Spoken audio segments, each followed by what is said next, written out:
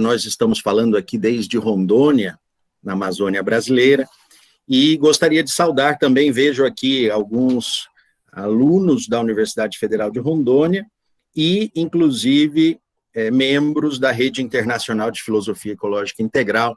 Então, a todos, muito boa noite.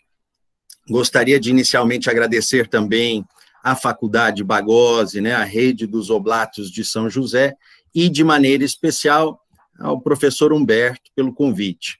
O professor Humberto é uma pessoa que, desde 2017, eu vi trabalhando em atividades nacionais em prol da pastoral universitária da CNBB, enfim, conheci o professor num evento em Manaus, do EBRUC, e depois, mais adiante, em reuniões nacionais em Brasília, para pensarmos, ele com muito mais protagonismo, rumos para a pastoral universitária no Brasil.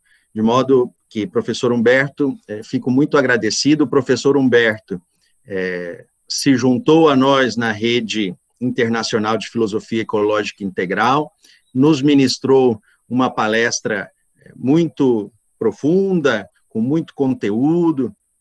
Ficamos muito contentes, professor Humberto, e o professor Humberto também começou a colaborar conosco e, em breve, será cadastrado aí como membro também do Grupo de Ética da Amazônia, né, que é aqui da nossa universidade, ligado ao CNPq.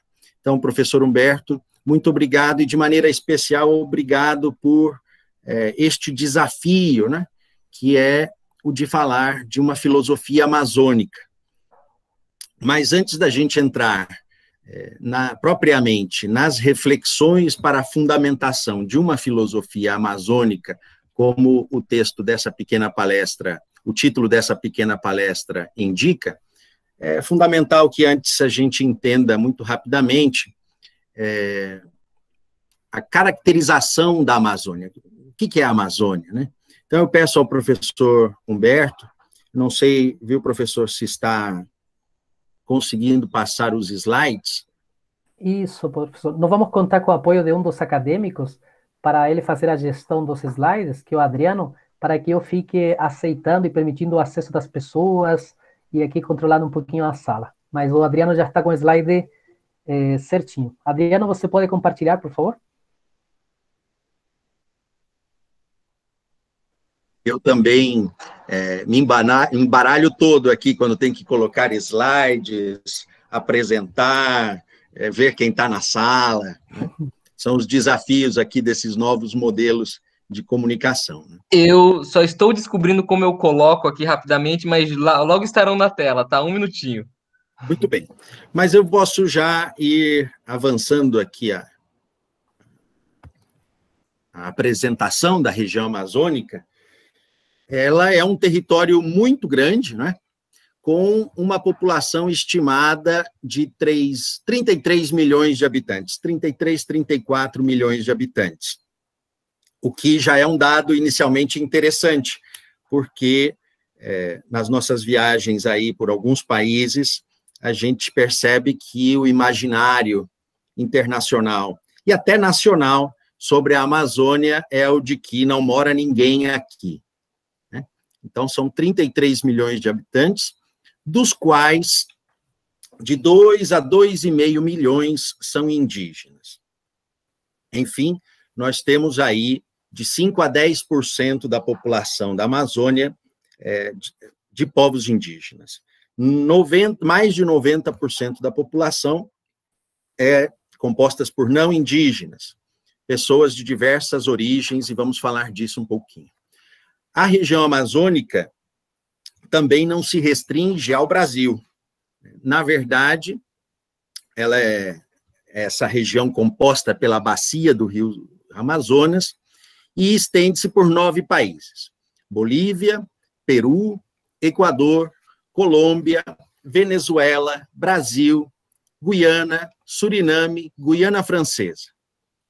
Então, é uma região muito extensa, com uma população muito variada, né, de diversas nacionalidades, e de uma importância internacional, ambiental e econômica muito relevante, né? Então, a região amazônica ela é essencial, por exemplo, para a distribuição de chuvas nas regiões da América do Sul e contribui para grandes movimentos de ar ao redor do planeta. De modo que a sua relevância ambiental é um dado que cada vez mais se manifesta com toda a sua força. Vamos falar disso logo adiante.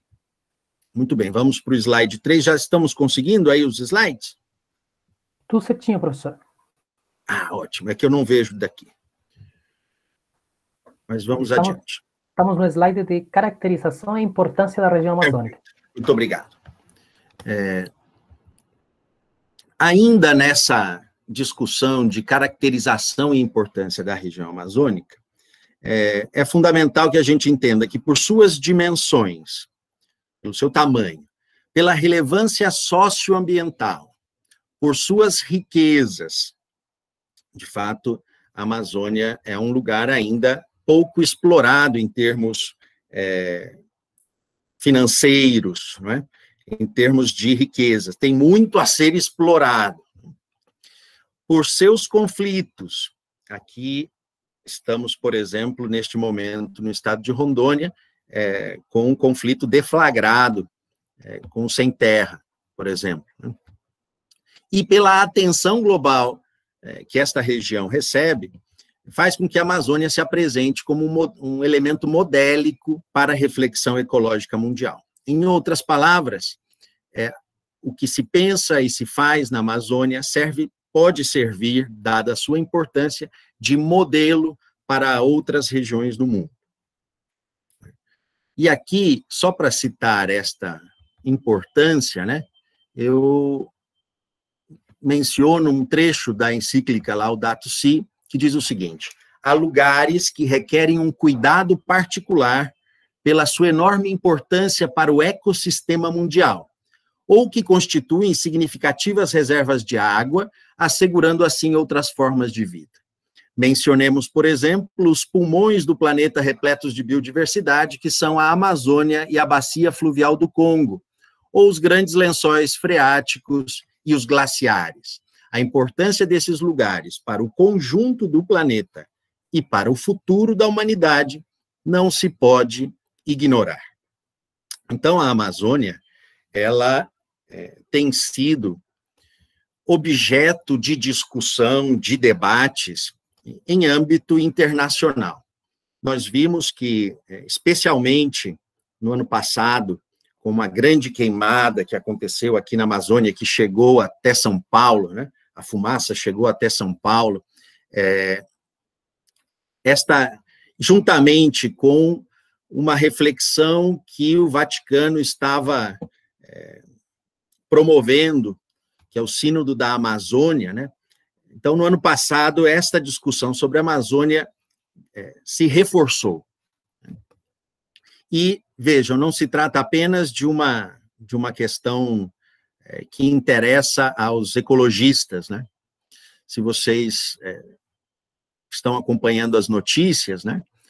A União Europeia está em tratativa de um acordo comercial com o Mercosul, e a principal objeção, um dos pontos mais importantes que estão dificultando o avanço dessas tratativas comerciais internacionais, entre blocos, né, internacionais, é o tema de como o Brasil tem lidado com a Amazônia. Então, este tema da Amazônia não é mais um tema apenas para quem gosta dos animais, não é? É um tema que ganhou dimensões políticas, econômicas, globais. E aí eu estava comentando para vocês de outro exemplo, que foi o Sínodo da Amazônia, no ano passado. De fato, nesta data, 1 ano atrás, o Sínodo tinha acabado de começar. Estamos fazendo 1 ano de Sínodo da Amazônia, né?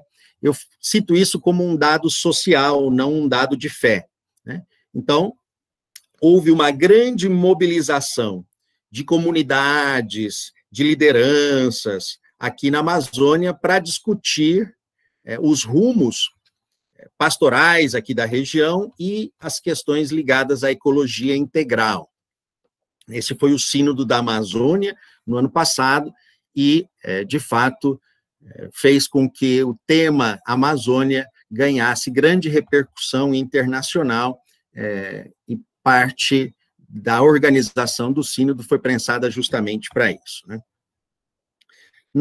No próximo slide, no slide 4, falemos um pouquinho mais aí pegamos este exemplo do Sínodo dos Bispos para a região panamazônica, para mostrar para vocês como é que foi essa discussão no ano passado, só para ilustrar como este tema da Amazônia tem ganhado grande repercussão.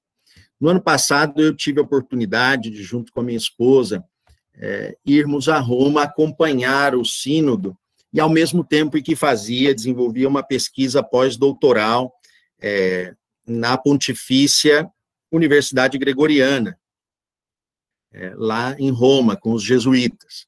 E essa pesquisa doutoral, juntamente com uma cobertura jornalística que nós realizamos lá, eu fui um correspondente internacional para um programa de TV aqui do meu estado. Então, nessa pesquisa e nessa cobertura jornalística, nós percebemos que houve um grande estímulo da Igreja Católica, e volto a citá-la aqui como uma importante organização social, não é?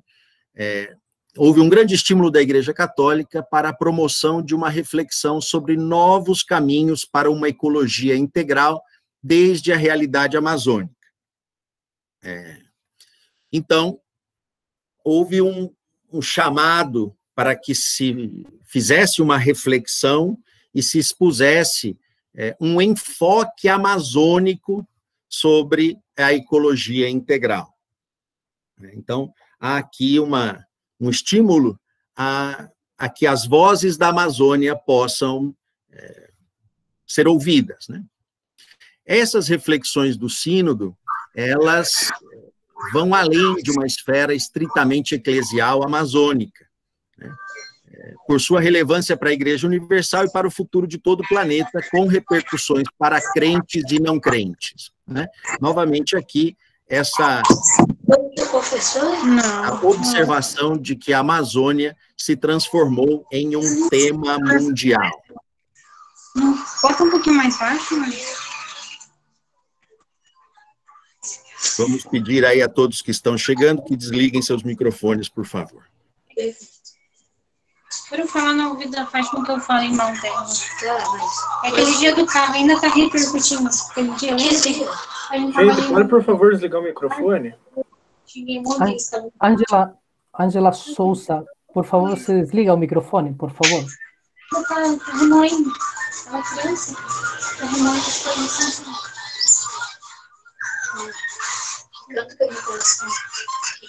Só um pouquinho, professor, vou tentar aqui resolver. Tranquilo, sem problema. Se quiser, eu continuo também.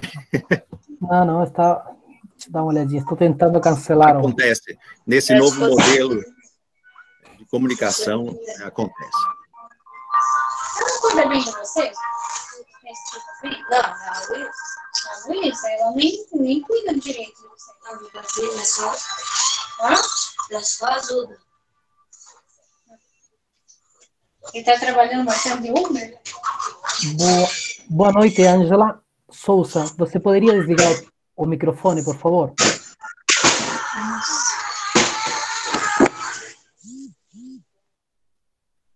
Muito bem. Muito obrigado. Obrigado. Eu mesmo já deixei o microfone ligado algumas vezes. Muito bem, a gente saúda a todos os que estão presentes aqui.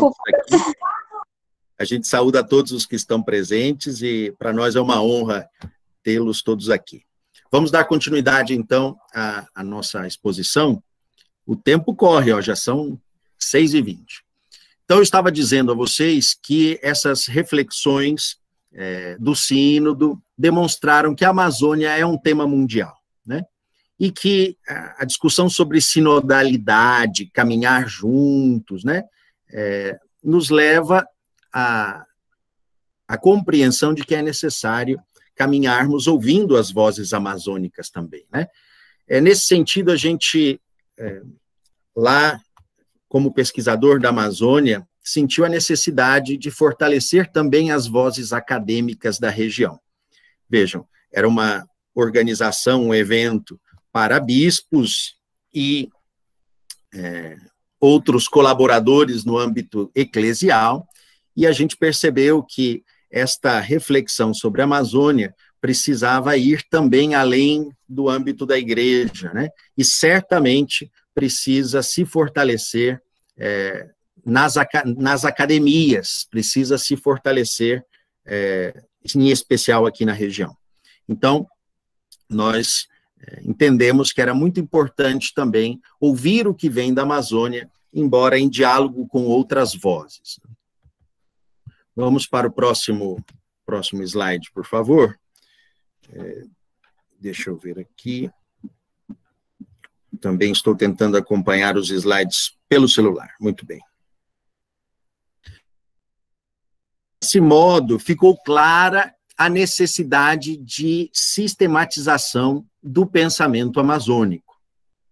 Então, nós vimos, e aqui eu digo, por ter morado no Peru, por ter estudado um tempo na Argentina, na Inglaterra, durante um estágio doutoral em Oxford, na Itália, por ter conhecido alguns países e me apresentado como morador da Amazônia, a gente percebeu que tem muita gente opinando sobre a Amazônia, né? Então, existem muitos atores mundiais opinando sobre a Amazônia. Existem muitos interesses e discursos divergentes sobre a região. E aqui, como filósofo, como pesquisador em filosofia, surgiu a questão, né? Seria possível organizarmos, sistematizarmos filosoficamente estas falas, estas posições teóricas sobre a Amazônia? Em outras palavras, seria possível discutirmos fundamentos de uma filosofia amazônica? E aqui eu abro um parêntese para destacar que, por exemplo, no caso da pandemia, ficou evidente que falta filosofia na nossa cultura, né? Falta boa filosofia que possa nos orientar nos grandes problemas, nos grandes temas contemporâneos, né? Por exemplo, essa questão da saúde no Brasil, a bioética, né, parte da ética, a bioética pode colaborar muito.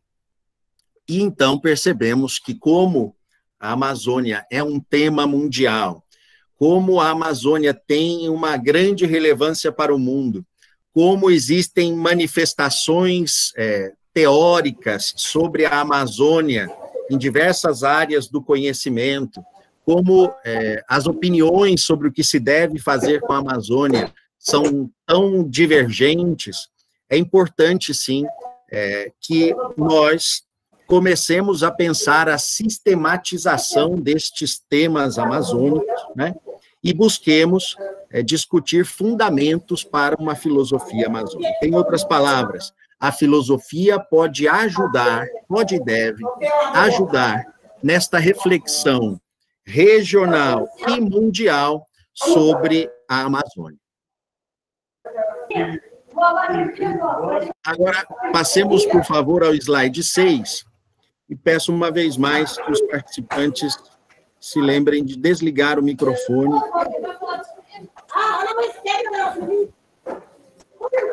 Para que a gente possa continuar. Muito bem. Mas o que seria, então, uma filosofia amazônica?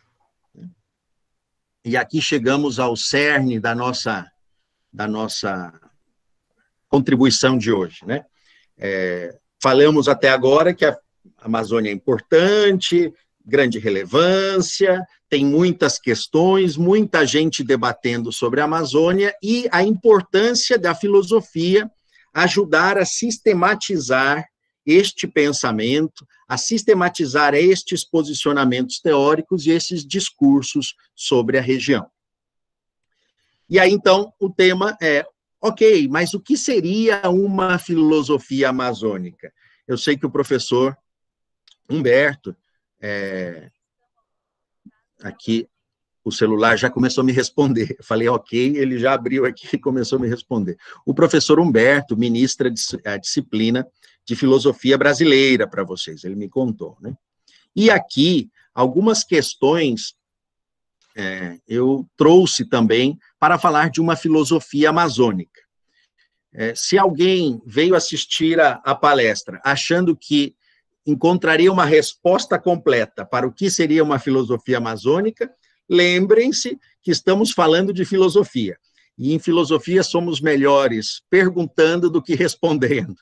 De modo que, para responder ou para começarmos uma reflexão sobre o que seria uma filosofia amazônica, eu apresento novas 3 questões para vocês. Então, primeira questão, será que uma filosofia amazônica é a que pensa a Amazônia? Ou seja, uma filosofia amazônica seria o pensamento filosófico sobre a Amazônia? É entender a Amazônia como tema, como objeto? Né? E essa é uma possibilidade, sim, né? E vejam, que desde esta perspectiva de entendermos a Amazônia como tema, como objeto de reflexão, existe a possibilidade, então, de várias abordagens filosóficas distintas sobre a Amazônia, né? Já que estamos falando da Amazônia como tema, as abordagens filosóficas sobre ela podem ser variadas. Por exemplo, é possível um pensamento marxista sobre a Amazônia. Assim como é possível um pensamento liberal sobre a Amazônia também. Temos aqui uma discussão de gente que diz que tem que ser intocada a Amazônia, enquanto outros, por exemplo, afirmam que é direito dos povos amazônicos e dos países que compõem a Amazônia utilizá-la como fonte de recursos naturais para desenvolvimento econômico dos seus povos. Então, nós temos, dentro deste contexto, de entender a Amazônia como tema, nós temos a possibilidade, então, de diversas abordagens filosóficas sobre esta nossa região. Então, primeira opção, o que seria uma filosofia amazônica? Bom, temos um primeiro elemento da possibilidade de tratarmos a Amazônia como um tema. Uma segunda possibilidade, que vem da segunda pergunta, é a seguinte: seria uma filosofia amazônica a que pensa a partir da Amazônia? Ou seja, nesta segunda pergunta, nós consideraríamos a Amazônia como locus, lugar, né? Então, uma filosofia amazônica seria aquela que é feita na Amazônia, né? Uma outra possibilidade de resposta. Olha, uma filosofia amazônica é aquela que é feita pelos povos da Amazônia, pelos moradores da Amazônia. Aqui, aliás, cabe ainda uma reflexão um pouco mais profunda, né? Bastaria, neste caso, estar na Amazônia. Lembra que estamos falando da Amazônia como local, como locus, né? Bastaria estarmos na Amazônia para, então, estarmos fazendo uma filosofia amazônica? Ou seria mais ligado aos povos da Amazônia? Então, não bastaria estar na Amazônia, então você viaja aí do Paraná, vem para Rondônia e automaticamente está fazendo filosofia amazônica. Seria isso? Né? Então, há a possibilidade de dizermos não. Né? Uma filosofia amazônica poderia ser a filosofia daqueles que são genuinamente amazônicos, né? A busca daquilo que é genuinamente amazônico. E aqui haveria uma discussão, então, de buscarmos aquilo que é genuinamente amazônico, por exemplo, nos povos originários, aqui da região, né, nos povos indígenas. Só que como vocês viram, isso é importante, esse tema dos povos originários e dos povos indígenas é algo extremamente relevante que deve ser abordado por uma ética amazônica, mas, como nós vimos, mais de 90% da população amazônica não é indígena.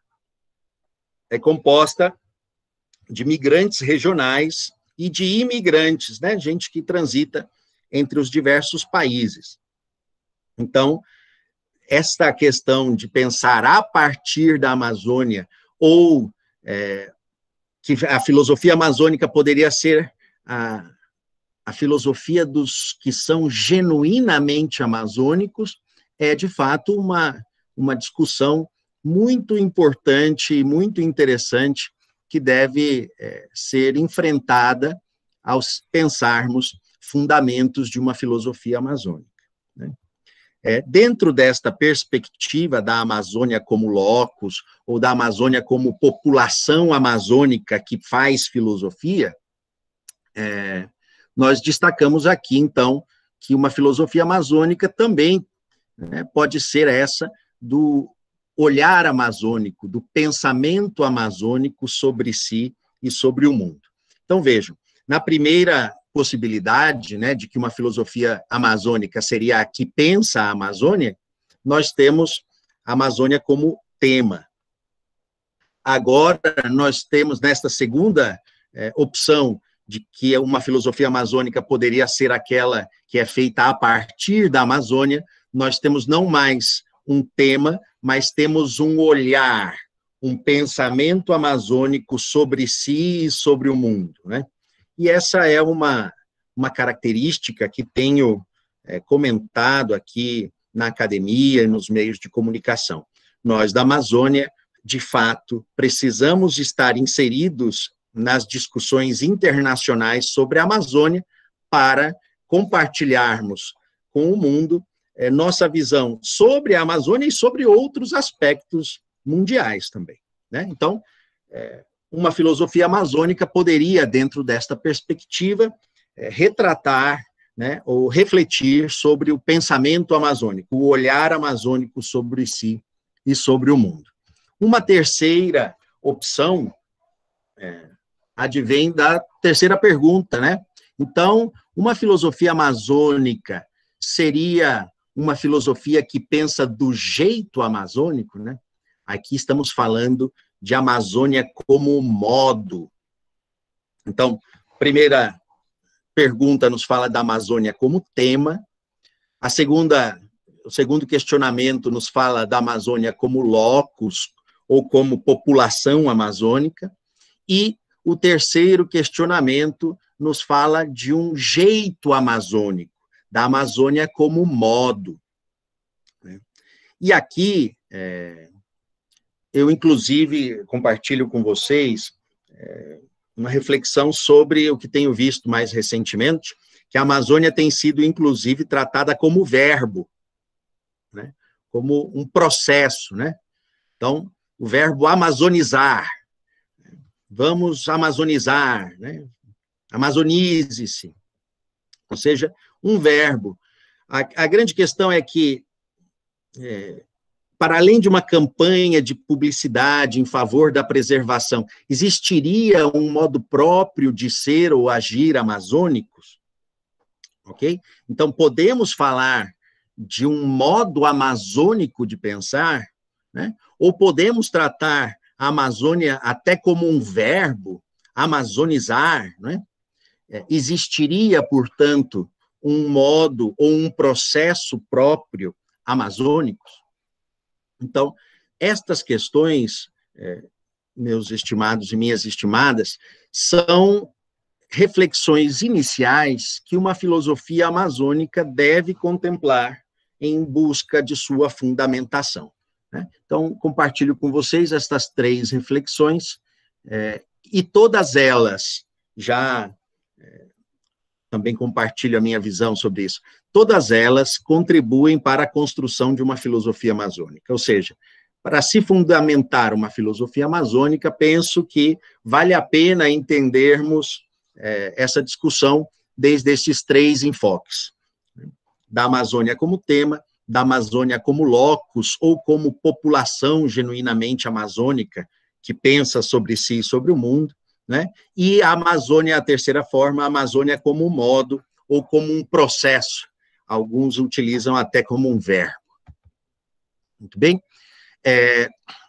Como vocês podem perceber, essas 3 questões abrem espaço para uma diversidade de discussões e produções de conteúdo filosófico que espero possamos desenvolver juntos nos próximos anos. E para isso, olha, destaco aqui algumas questões, alguns temas, né? E aqui estamos ligados novamente ao primeiro modo, né? A Amazônia como tema, né? Então, destaco para vocês, como não dá para falar muito, já estamos aí em 40 minutos de apresentação quase,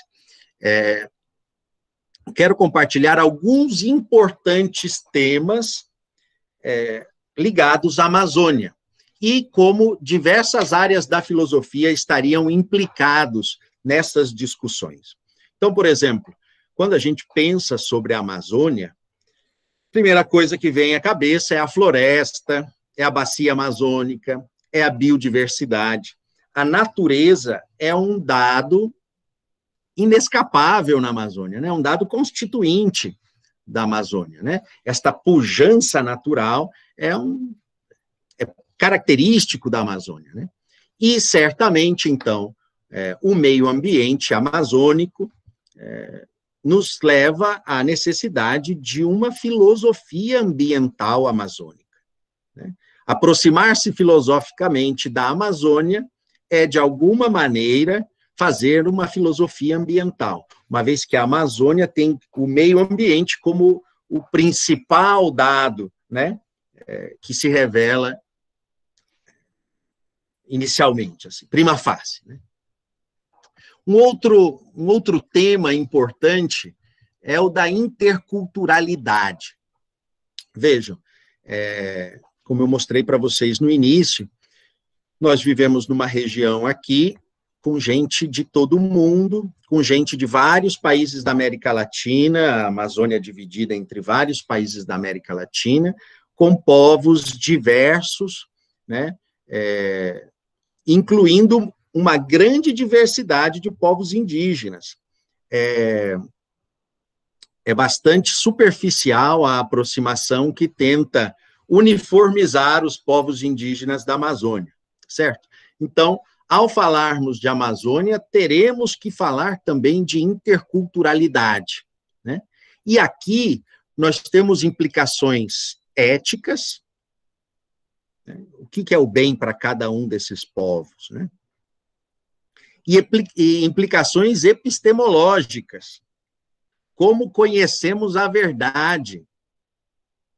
Parece que talvez não tenha nada a ver, assim, com a questão amazônica, mas, por exemplo, uma grande discussão que está se dando é que a Amazônia está se transformando cada vez mais em um território onde uma certa forma de pensar, né, a teologia da prosperidade, ganha mais espaço. Dentro desta forma de pensar, né, a verdade vem por meio da fé, e algumas pessoas entendem que a fé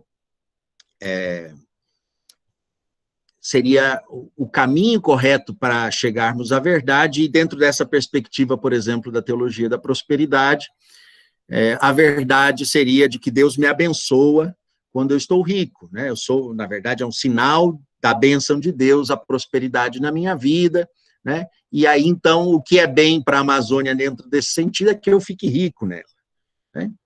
Não tem essa... Enquanto outras correntes de pensamento vão dizer que a verdade vem de outra forma, né? Ou que o bem da Amazônia é outro. E aqui vamos falar já da ecologia integral e tal. Outro elemento importante da interculturalidade é a questão estética, né? Caberia, sim, pensarmos uma estética Amazônia, amazônica, uma estética que se aproxima da natureza, né? Uma estética que consegue contemplar o belo, contemplando a floresta, contemplando os rios, contemplando os animais, né? Contemplando esta experiência linda, bonita, de entrar em contato com a natureza, né? Vejam, então, que neste tema da interculturalidade falei de ética, epistemologia, estética, e certamente citei elementos que podem ser objetos de estudo de filosofia da religião também, porque dentro deste âmbito da interculturalidade, a religiosidade, e aqui podemos falar, como estamos falando de vários povos, não podemos falar de uma única religião, nós temos uma diversidade religiosa também muito grande, e a filosofia da religião tem que lidar com isso, né? Precisa refletir sobre isso e ajudar a encontrar bons caminhos para os problemas que surgem a partir destes contatos interculturais. Muito bem. Posso fazer uma pergunta, professor? Professor, Como? posso fazer uma pergunta? Não sei como é o sistema, professor Humberto, como fazemos? Felipe, deixa eu registrar no chat por enquanto, e aí no finalzinho a gente resgata ela, pode ser? Pode Eu ser. agradeço, Felipe. Já estamos quase terminando. Tá bom? Deixa eu correr um pouquinho aqui para a gente poder ter espaço para as perguntas. Muito obrigado. Com relação aos direitos dos povos originários, eu disse para vocês que a gente ia falar mais disso. De fato, nós enfrentamos aqui na região amazônica tentativas de genocídio dos povos originários. Isso vem de longo tempo, né? E aquilo que em outras regiões do Brasil já se fez, que foi exterminar grande parte dos povos originários, aqui ainda permanece como um conflito, e aqui nós podemos nos posicionarmos nesse sentido, né? É uma discussão importantíssima e envolve, por exemplo, o tema da justiça socioambiental. É uma discussão sobre o que é justo para os povos originários, né? É algo ligado, por exemplo, à filosofia do direito. O que é justiça dentro desta perspectiva? Bem, outro tema, e aqui, pessoal, como já estamos terminando, né, eu vou passar os temas assim, só como ilustrações de importantes questões amazônicas sobre as quais a filosofia, penso eu, deve se debruçar. O tema da soberania, não sei se vocês acompanharam, mas nessa discussão do Sínodo da Amazônia houve um atrito diplomático, eu diria assim, entre o Vaticano e o governo brasileiro, né?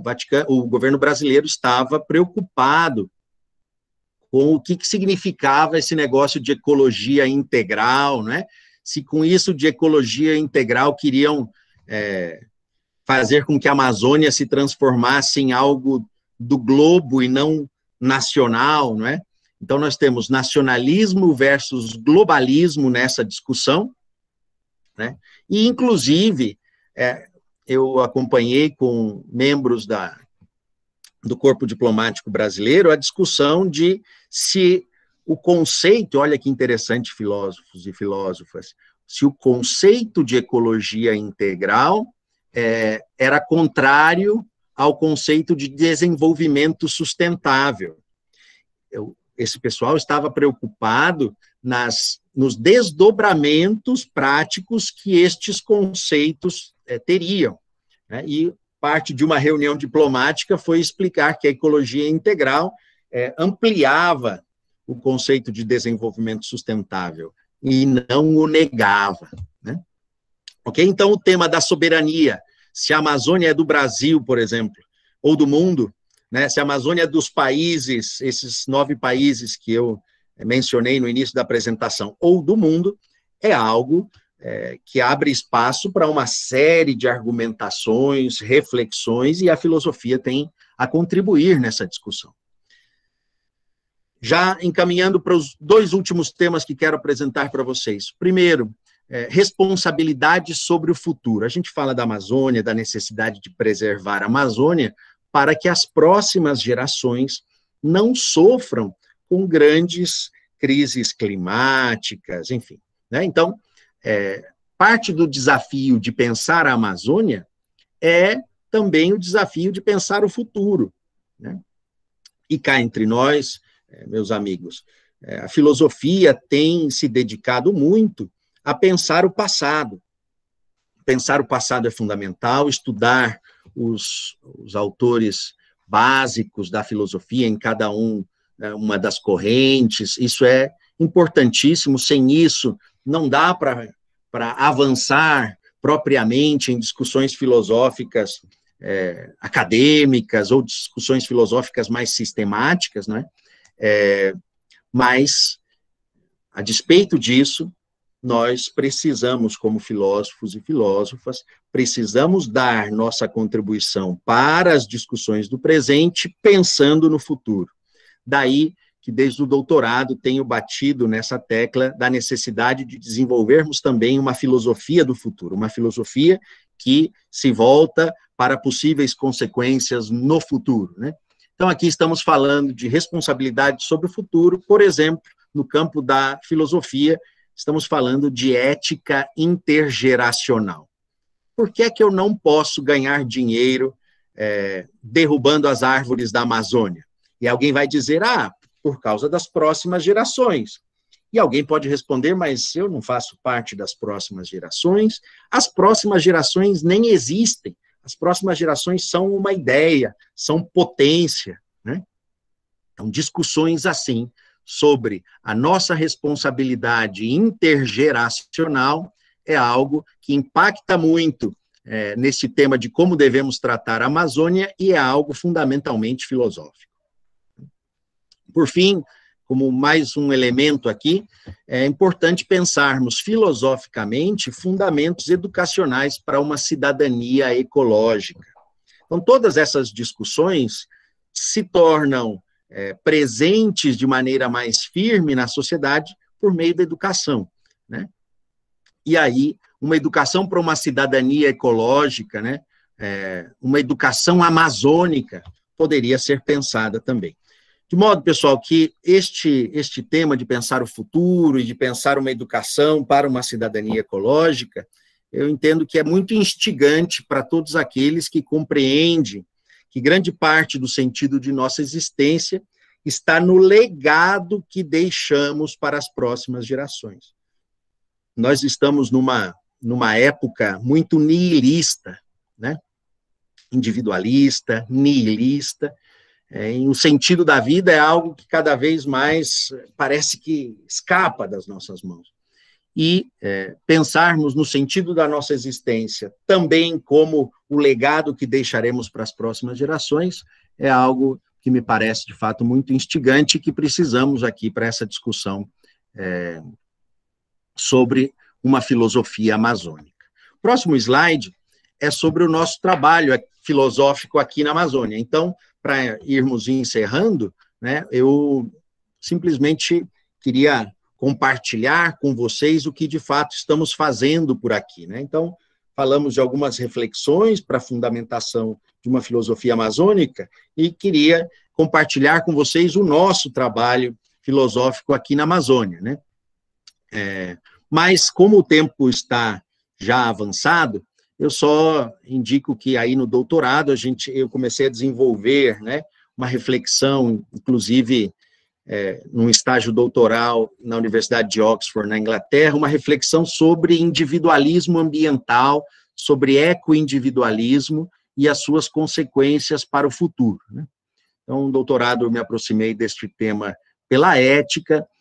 No pós-doutorado, propus à Pontifícia Universidade Gregoriana em Roma um estudo sobre como o Sínodo da Amazônia responderia a este individualismo ambiental. Então, é uma tentativa de diálogo filosófico com aquilo que se estava produzindo em termos de discurso sobre a Amazônia, né?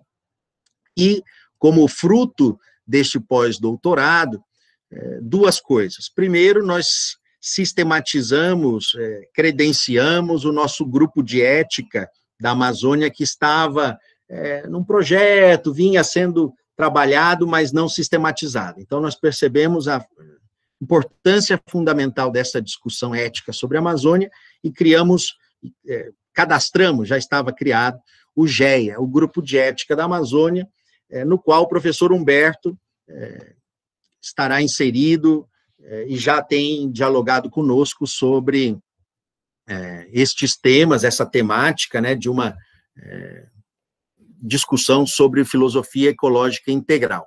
Então, o professor Humberto estará conosco aqui no Grupo de Ética da Amazônia, fazendo esta ponte, né, interregional, muito interessante. E também organizamos a Rede Internacional de Filosofia Ecológica Integral. Então, lá mesmo, na Pontifícia Universidade Gregoriana, ao final desta pesquisa pós-doutoral, muito gentilmente fui convidado para dar uma palestra sobre o que eu tinha pesquisado, e aí eu propus, então, uma sistematização sobre esta temática eco-integral, uma sistematização filosófica sobre esta temática eco-integral, e criamos lá, naquele momento, a Rede Internacional de Filosofia Ecológica Integral, que é uma rede que pensa uma corrente, que é a corrente da ecologia integral, pensa uma corrente sobre filosofia ambiental e outros temas derivados, né? Então, é uma iniciativa que tem dado bons frutos. Nós já, no tempo de pandemia, organizamos já, acho que, se não me engano, 5 eventos, com gente de várias partes do mundo, né? Com gente da Europa, com gente aqui do Brasil, das diversas regiões, gente da África, pesquisadores da África, e temos até um pesquisador chileno, um tal de Humberto, não sei se vocês conhecem, né? Quando ele foi falar lá, dar sua palestra, eu apresentei como peruano. Rapaz, quase a guerra entre o Peru e o Chile voltou a acontecer, né? Um conflito diplomático aí, né? O professor Humberto, o chileno, que está ajudando que a gente pense uma ecologia integral e uma filosofia amazônica. Pessoal, para encerrar, peço desculpas por ter me alongado, eu quero compartilhar com vocês que a sistematização de uma filosofia amazônica, entendo que é de grande interesse, grande importância, né? E uma tarefa ainda a ser cumprida. Isso está começando. Vocês podem encontrar aí um texto ou outro, mas uma sistematização filosófica da temática amazônica e uma sistematização feita com características amazônicas, né, seria de grande importância para a gente pensar os rumos desta região. E nós, do Grupo de Ética da Amazônia e da Rede Internacional de Filosofia Ecológica Integral, convidamos a todos os interessados a se unirem a nós neste trabalho, nesta missão. Muito obrigado pela gentileza de sua atenção. Estou à disposição para responder algumas perguntas. Vou fazer minha pergunta que eu já fiz pelo chat, mas vou fazer aqui. Hoje em dia, ainda existe o catecismo religioso, ainda mais falando de cristianismo, nos povos originários? Existe, desculpa, é o Felipe. É isso. Felipe. Agora que eu entrei, viu, Felipe, eu estou aqui meio perdido nas novas tecnologias de comunicação, mas muito obrigado, Felipe, pela sua pergunta. De fato, nós temos correntes religiosas divergentes atuando aqui na região. Então, existem correntes religiosas que estão indo nas aldeias, que estão adotando, por exemplo, indígenas, enfim, né? Que estão, de uma certa maneira, ainda entendendo que são possuidores da verdade, que fazem o bem ao levar esta verdade para aqueles que ainda não a conhecem, né? Esta perspectiva ainda existe, ainda é forte e tem ganho grande força dentro do contexto pentecostal. dentro de um contexto católico, na região amazônica, predomina uma tendência mais ecológica, mais ligada à pobreza, né? Mais ligado até à teologia da libertação, de modo que esta corrente, me parece, já não entende que a tarefa, por exemplo, da Igreja Católica seria modificar a cultura, né? Enfim, mas entendem que é importante dialogar com estas culturas e compartilhar seus valores. Então, Felipe, nós estamos dentro de uma discussão etnocêntrica versus de relativismo cultural. O etnocentrismo diz: a minha cultura é a cultura correta, né? E devo, como um grande missionário, levar esta verdade para todas as outras culturas. Essa é a posição etnocêntrica. Alguns grupos têm essa posição aqui. Existe uma outra posição de relativismo cultural, que é a de que, olha, cada cultura tem o seu valor relativo a si mesma, né? Então, cada cultura estabelece o que é seu bem, o que é seu mal, né? Neste sentido, há quem diga que não se deve, o Estado, por exemplo, não deve envolver-se no infanticídio que acontece em algumas aldeias, ou na grande violência que algumas mulheres sofrem nas aldeias, né? Em algumas culturas indígenas também. De modo que esta sua pergunta é algo que merece grande reflexão, que merece artigos filosóficos, a gente precisa discutir isso com mais profundidade. Muito obrigado, Felipe. Obrigado eu, professor, me respondeu muito bem, muito obrigado. Obrigado, professor Jocenir. Eu deixo a palavra aberta para alguém que quiser fazer algum comentário, alguma pergunta, ou registrá-la no chat, que daí a gente a reproduz, a partir das discussões que o professor Jocenir fez relativas a este tema da filosofia amazônica. Enquanto as pessoas vão se manifestando, professor Jocenir, já de antemão, gostaria que você talvez nos comentasse um pouco porque esse status da filosofia do Brasil e da América Latina, muitas vezes ele é silenciado nas propostas curriculares dos cursos de filosofia, assim como também no tema em outros cursos afins, digamos assim. Na região amazônica, os cursos de filosofia contemplam essa discussão? Olha, nós conhecemos, eu tenho aqui a experiência do nosso departamento. Nós também fazemos discussão sobre filosofia brasileira, né? Mas tentando responder um pouco a sua pergunta de por que a gente não dá importância para um pensamento regional, um pensamento nacional, é porque eu entendo que a gente tem ainda na filosofia uma grande preguiça de fazer filosofia. Fazer filosofia não é a mesma coisa que estudar história da filosofia. Nossos cursos são muito históricos. Volto a dizer, história da filosofia é fundamental para a gente ter as ferramentas, né? Então, digamos que filosofar seja construir uma casa. A história da filosofia nos dá os tijolos, nos dá o cimento, mas a construção da casa precisa ser nossa, né?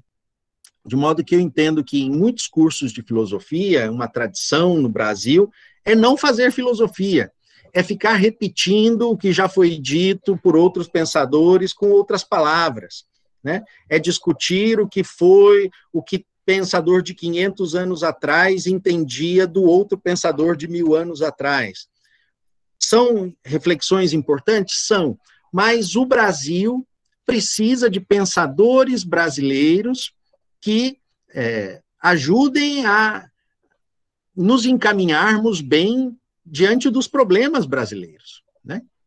Então, professor Humberto, eu entendo que nós temos a tarefa de, aos poucos, ir mudando essa tradição, de, aos poucos, ousarmos, e aqui é muito bom que estamos falando com alunos, né? Ousarmos fazer filosofia olhando para os problemas presentes e, inclusive, para os problemas futuros, né? este é um papel que a filosofia pode desenvolver, deve desenvolver, e ao fazer isso, certamente uma tradição filosófica nacional, e aqui, no caso do nosso tema, uma tradição filosófica amazônica, poderá se constituir.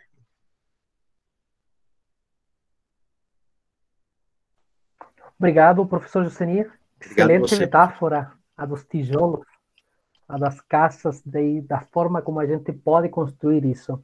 Mas alguém gostaria de fazer alguma indagação, fazer algum comentário? A palavra está aberta. Eu vi aqui, professor Humberto, que estão solicitando aí os slides. É uma alegria poder compartilhar essas reflexões com vocês, e é uma alegria também caso alguém queira, juntamente com o professor Humberto, também participar das nossas reflexões aqui do Grupo de Ética da Amazônia, e reflexões ligadas à filosofia ecológica integral, que, apesar de não ser especificamente amazônica, está se desenvolvendo aqui e ganhou grande estímulo a partir do Sínodo da Amazônia, né? Então, é também uma forma de pensarmos a ecologia para o mundo diante dos problemas presentes e futuros.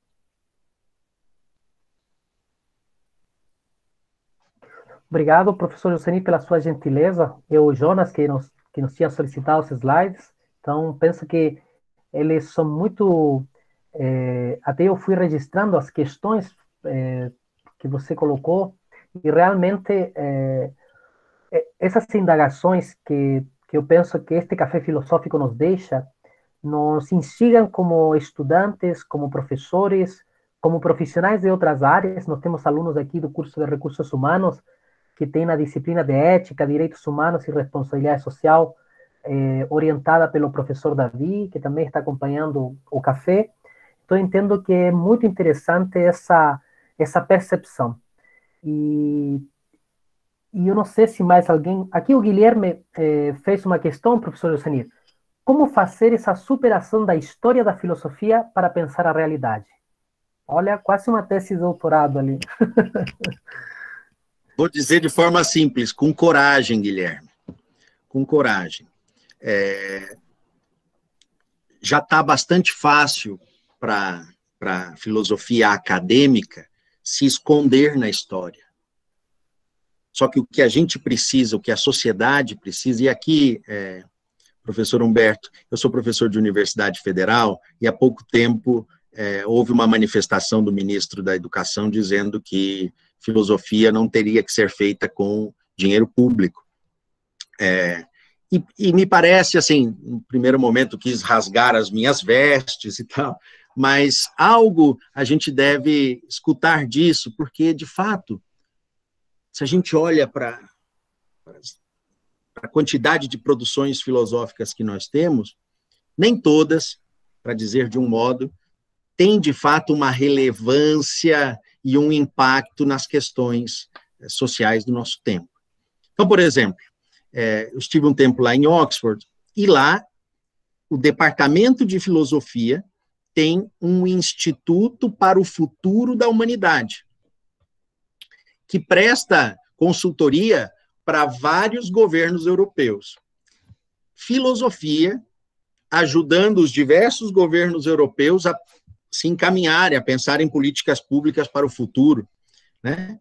Nós devemos fazer isso, penso eu, aqui também. Nós podemos fazer isso, viu, Gilberto? E aqui é um estímulo, eu falo isso tentando estimular, né, projetos ligados à filosofia aplicada. Nós temos uma tradição filosófica aqui no Brasil, francesa, né, de origens francesas e tal, uma tradição muito ligada à metafísica e tal, isso é muito legal, mas em termos de impacto, certamente a filosofia aplicada tem mais presença, mais força, né? Então, eu entendo que as nossas reflexões filosóficas precisam ser aplicadas a questões do nosso dia a dia, as questões da nossa vida. Com isso, não quero desmerecer de maneira nenhuma os estudos históricos. A gente só pode responder bem às nossas questões atuais se a gente tiver uma bagagem filosófica histórica, tá certo?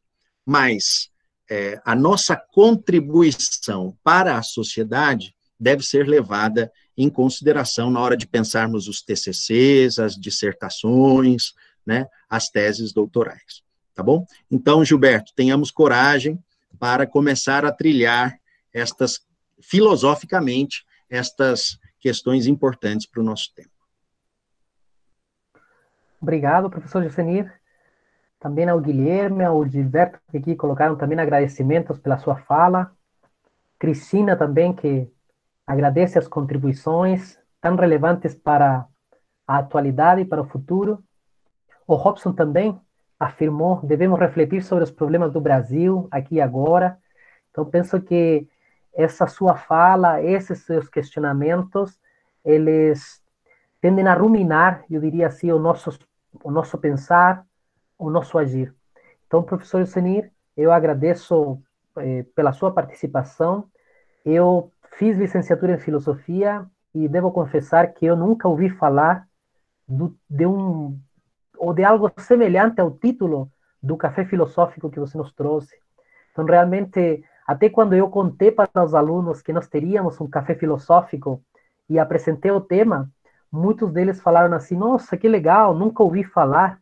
Então, eu penso que esse já ouvir falar realmente nos questiona, nos indaga, e com certeza isso permanecerá e será multiplicado. Nós temos muitos professores aqui acompanhando também, o Alessandro, ex-aluno nosso de filosofia, mas ele já é professor de filosofia, Guilherme também, que exerce a docência. Com certeza, eu penso que as tuas palavras vão ecoar na prática da docência, na prática profissional deles. Então, eu agradeço muito a sua participação, a sua disponibilidade de estar conosco, e gratidão. Continuaremos nesse universo. Aqui o Mário Prestes fez uma questão ainda aqui. Professor Jocenir, teria indicações e recomendações sobre o tema? Olha só que difícil.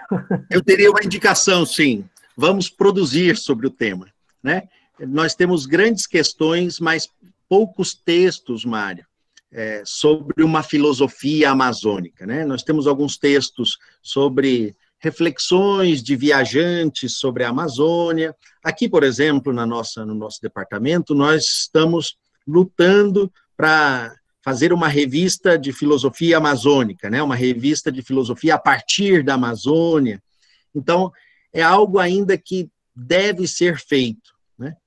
Um dos problemas destes temas novos é que não tem muito material sobre isso, né? Cabe a nós pensarmos filosoficamente sobre os problemas do nosso tempo. Então, Mário, fica o convite para pensarmos juntos, a partir destas reflexões que compartilhei com vocês, pensarmos juntos uma série de questões filosóficas sobre a Amazônia, sobre o jeito amazônico, né? Sobre os povos amazônicos, e sobre a importância da Amazônia para o mundo, o que devemos fazer com ela, tá bom? Obrigado a todos pela gentileza da atenção. Professor Humberto, olha, eu é que agradeço, porque foi o senhor que veio cutucar aí esse tema, falou: olha, você não podia falar sobre esse tema, tal. Então, professor Humberto, muito obrigado, agradeço a gentileza das perguntas, não é? Olha aí, vi que bastante reflexão começa a acontecer, e quero encerrar aqui dizendo que acredito de verdade que a filosofia é muito importante para o nosso tempo. Apesar de estarmos desvalorizados, apesar de o mercado de trabalho ter ficado mais difícil ainda, com uma série de políticas que tiram o ensino da filosofia do ensino médio, né? Apesar disso, a filosofia tem uma grande importância para o nosso tempo, e somos nós, filósofos e filósofas, que devemos demonstrar isso, trabalhando nas questões relevantes da nossa época. Muito obrigado a todos, um grande abraço, e a gratidão é minha, professor Humberto. Sigam aí no bom trabalho, um grande abraço aos professores que estão presentes, muito obrigado aos alunos, minha esposa também, alunos daqui de Porto Velho, gente da rede, muito obrigado, fiquem todos bem. Um grande abraço. Obrigado, professor. Saúde e paz e bem também.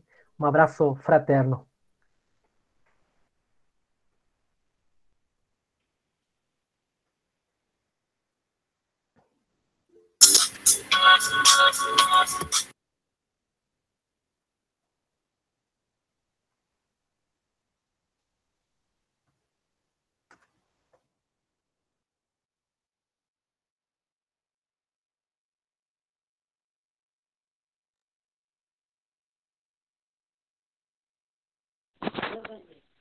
Até mais, Humberto. Mas, Jonas, depois eu mando os slides, vou colocar no nosso ambiente virtual de aprendizagem, tá bom? Ah, que bom, professor. Que bom mesmo. Até mais. Até mais, boa noite. Tchau, Guilherme. Ótima pergunta, Guilherme.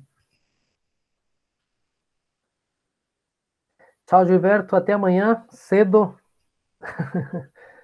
Professor Yosemir, obrigado novamente. Amanhã vamos publicar uma notícia sobre o nosso café. Eu envio o link para você.